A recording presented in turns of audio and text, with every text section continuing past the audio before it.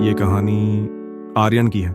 एक ऐसा लड़का जो कभी करोड़ों में खेलता था लेकिन फिर गरीब बन गया।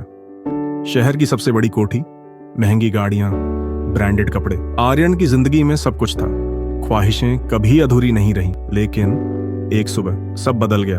घर में अजनबी लोग आए, हाथ में बैंक के कागज और चेहरे पर ठंडी नजरें। आपके पिता का बिजनेस दिवालिया हो चुका है, कोठी और फैक्ट्री नीलाम करनी होगी।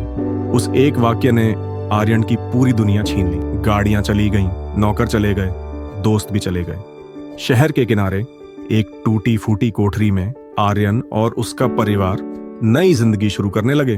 पहली बार आर्यन ने गरीबी देखी। पहली बार उसने महसूस किया कि 100 रुपए भी कितने बड़े होते हैं। माँ ट्यूशन पढ़ाने लगी, पापा छोटे मोटे काम करने लगे और आर्यन सोचने लगा, क्या मैं भी कुछ कर सकता हूँ? और फिर उसने अखबार बांटना शुरू किया।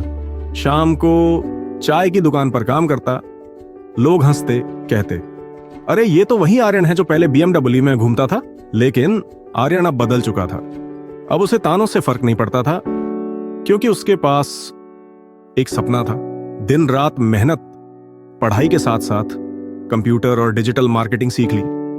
धीरे धीरे उसका छोटा सा ऑनलाइन बिजनेस लोगों तक पहुंचने लगा। गांव के कारीगरों का सामान शहर और विदेश तक बेचने लगा।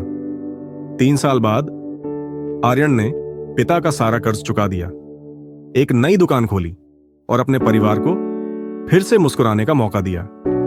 एक दिन उसका पुराना दोस्त आया, बोला, तू तो फिर से अमीर हो गया।